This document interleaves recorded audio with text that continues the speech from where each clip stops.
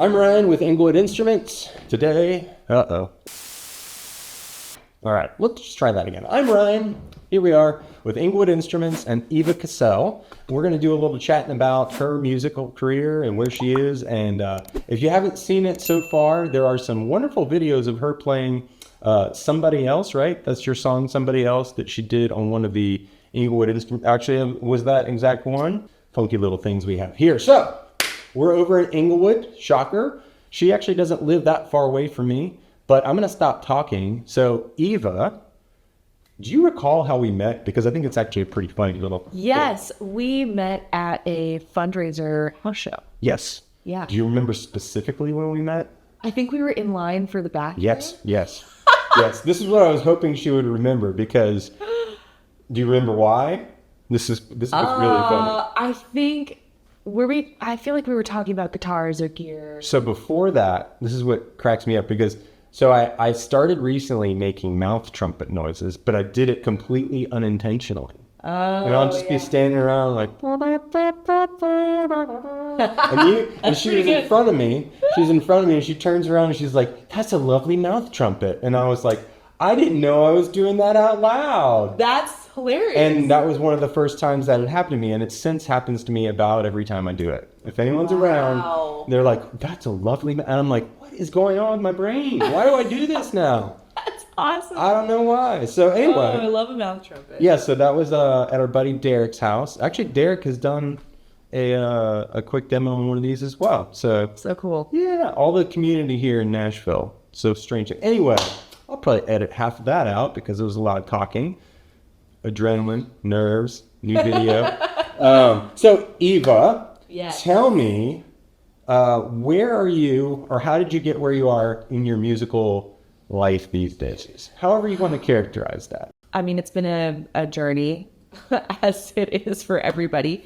But how did I get where I am? Well, you could tell us a little bit about, not just this moment in time, but the 2-sentence version of where you started, because I actually don't know. We were introduced through that party. We haven't spent a lot of time together, so this is me learning at the same time. I think maybe you came out of the West Coast area? I did. Yeah, tell us. So I grew up in a small town just south of San Francisco called Half Moon Bay, California. Very small farming, fishing town. And learned about a college called Berklee College of Music in Boston. Yeah, no one's heard of that, right? It's a strange one. Yeah. And coming from California, even when I said Berklee College of Music in Boston, people would go, "Oh, not far," because of UC Berkeley. Yeah. That's just wired into their brains. But long story short, I ended up going to Berkeley. And then moved to Nashville right after I graduated in 2017. So I've been here like 7.5 years now. That's a good while. Yeah. And did an internship at a publishing company when I first moved down. Worked in restaurants. Drove for Lyft for a little while. Oh, okay. Yeah. The total Nashville musician thing. Yes. Yeah. And started teaching some voice lessons and songwriting lessons, all while writing my own music, recording my own music, writing for other people in town, performing around town. Very much a hodgepodge, but typical Nashville singer-songwriter thing. And through that, I've just gotten to play some pretty cool shows that just kind of climbed my way up through the Nashville scene and created a really cool community among songwriter friends, musician friends. Yeah. I just got off the road, this 3-week tour that I did, super last minute. Someone got sick, long story short, and I got a call through a friend of a friend, and did this 3-week long tour playing with an artist named Lily Neola. And we were opening for this band called Wild Rivers. And then we also got to do this one-off super, super cool festival, Harvest Moon Festival. Is that having to do with Neil Young? It does. It's his festival. Oh, okay, cool. Yeah. Cool. So that's like the most Spark Notes version of where I grew up till now. Love it. Love it. It's got quite the arc, and also a lot. And people probably don't realize, like in Nashville, everybody used to be, actually it's a little less now. It used to be like everybody had this musical thread, and everybody who had stuck it out here for any length of time did exactly the types of things that he was talking about. You come here, you just stick with it for a long time, and you end up keeping with it and then making a living at it and stuff, right? Yeah. And figuring out, what the different kinds of things that you can do are. When I first moved here, I thought I was just going to work my restaurant job and then make my own music. And it has not been that way, and I'm really grateful for that. I started playing for other artists, started recording and producing my own music a little bit, singing background vocals for other people, doing sessions. So it's cool to kind of see how that patchwork comes together. So that kind of like makes me wonder, for like stopping and thinking about the next, I don't know, little bit of time or longer range, where do you want to kind of head? Where do you see yourself? I want to continue making music that I love with people that I love.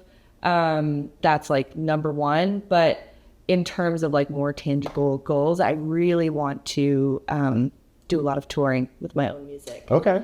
Found the road bug. Yeah. And just performing every night, and getting to travel, and experiencing like a different energy of different cities and playing more or less the same set every night. Sure. And getting like really comfy with it. It's just, all of that is so exciting to me right now. And I kind of have the itch to get on the road now, because I know that I'm probably not going to want to do it my entire life. Sure. Or do it so heavily my entire life. So that's the main thing right now, is recording an album and then getting on the road. But you do have recorded music that can be found in various places on the internet, right? Yes. So Spotify. Yep. Spotify, Apple Music, Tidal, everything. Several works, and not just songs, but like albums, maybe? I've got several EPs. Yeah. Hey, EPs are great. Yeah. Because then you like keep your scope a little bit down, like in a good way, because then you can like better hone your songs. You don't feel locked into having to do some sort of massive project. Yeah. I think that, are they like, my gut sense is they're kind of more the parlance these days than albums really are. Yeah, but I think albums are starting to come back. Oh, well, I'm glad to hear that, because I'm a big fan of complete, like, bigger works. I just heard recently that Coldplay, love them or hate them, whoever like out there cares, I don't know, but that they declared the end of their career will be, I think, album 12, and I don't remember where they are now, because I guess maybe they're bored of it, I don't know, but it's fascinating to me that their thought process on it was, if we declare the end, then we can't put out garbage. Every album between now and then has to be more honed. The songs have to be like non-filler songs. And, regardless of where they go with that idea alone was kind of like, oh, no, that's actually a pretty brilliant way of handling it. Yeah. Anyway, so like, Stones keep putting out albums, it seems like, but I don't listen to most of those, and they probably don't have all their best material on them. Yeah. Anyway, so you recently did, I know because the social media has told me, a bunch of recordings here. Is that right? Yes. Yeah. So we did all of this in a day, in 12 hours. I had a videographer and an engineer and an assistant videographer come to my house at 8 a.m. and we set up different scenes in my living room and kitchen. And we filmed live acoustic versions of every song that is on my EP Amateur Love that I put out earlier this year. So on YouTube, there is a full video of each live acoustic version of each song. Love it. And then I also just took the audio from that and put it up on Spotify. Yeah.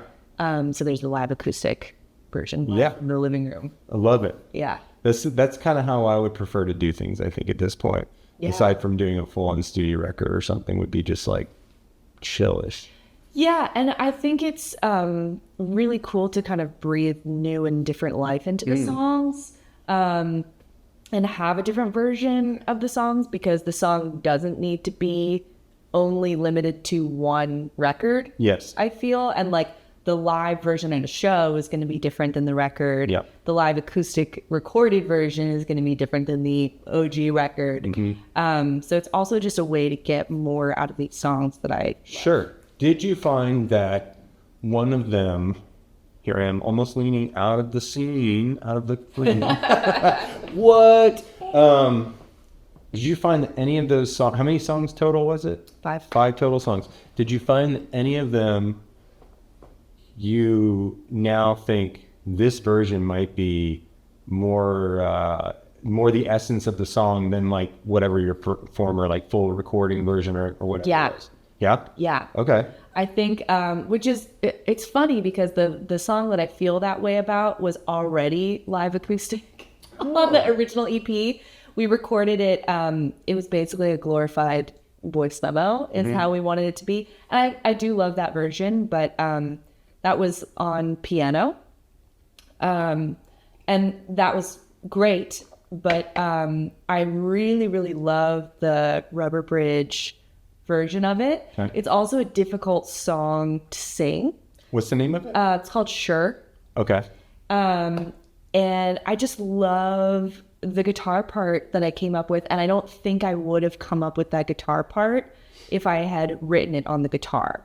But because I wrote the song on the piano, then when I was adapting it to the guitar, it just kind of, again, like breathed this new life into it. I was like, wow, I never would have written this had I just sat down with the guitar originally. But yeah, it's also just a difficult song to sing, and I felt like I had kind of settled into where I wanted to be vocally a little bit with the guitar version. What did you study at Berkeley? That makes me wonder. Was it vocal? Was it comp or anything like that? So yes, the way that Berkeley does it is you have a principal instrument and then you have your major on top of that. So whatever your principal instrument is, you take private lessons in that instrument, and you have to be proficient on an instrument to get in.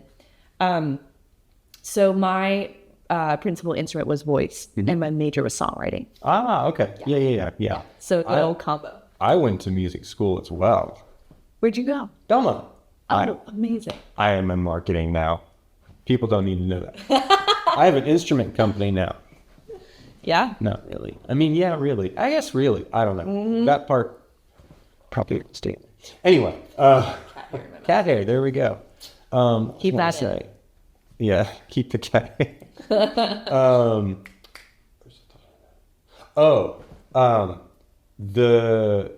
So the thing you were saying about the like almost through this sort of repetitive new take on your own songs, you're coming up with a no, I don't want to put words in your mouth, but you're coming up with maybe a new version that is more canonical, for lack of a better word, to you or to people out there.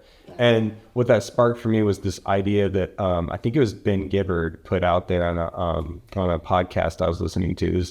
To me, this was completely mind-blowing, is the idea that the best version of any song may not be one we've ever heard. Oh, yeah. Because, like, the studio album version is the one we all want to listen to. It's the one we've heard. But, like, the third year of playing that thing live, the band may have locked in some random show, maybe the one that they think is the best version of that song. Yeah. And so ever since then, I've been like, huh. And I will say, turning to some Inglewood Instruments things, I have listened to your work in Spotify, and somebody else was the one that I knew the best because it was the one I remembered from the show. Yeah. Or met it. Yeah. And I knew it was one I think it was the one you told me you were going to be doing. Yeah. I don't remember exactly, but I listened to it in advance of the recording session of the studio shoot. And then I heard you do it on the Cumberland, and it was magical. And I don't know what you would consider your new version, but to me, listening to it now, and I'm not sure if I'm biased or not in this, but listening to it now, the album version and that version are kind of almost two completely different things. Oh, totally. You know, and because I love the way that the Cumberland, it sort of served the purpose of making the song structure exist in a sense, but it really highlighted it like brought the songwriting piece of it so much more forward. Yeah. You know, I wasn't distracted in the way that I enjoy being distracted a lot of times by bass, drums, whatever. Right. It was just all right there. And for those of you who haven't seen it, go watch it, because the thing that was magical about that too is that what you'll see on that recording is her second take. She did the first take, and Gabe Ford, the videographer, and I were like, okay, do we need to do it again? She's like, I guess could I do it again? It would be, you know, like I feel like I'm warming intuition. Sure, I guess. And she nailed it. It was that like 2% even more awesome than the first time. And I remember even Brad Sample, who's in some of the videos as well, was standing in the background, having just showed up, doesn't know Eva at all. He just is like, you know, oh my goodness, and it's over, and everybody's like, whoa. Which I say all that, it definitely sounds like I'm completely puffing her up in the best way, because I am. But it's all true. But also, I think that was largely because it was the song and the vocal performance poking through all of the like, it's what's naked and there and available. And, you know, the Cumberland I like obviously a lot, but it's not the star of that performance. Yeah. And so, anyway, just thought I would throw that out there. Thanks. With that in mind, though, Yeah. we can start.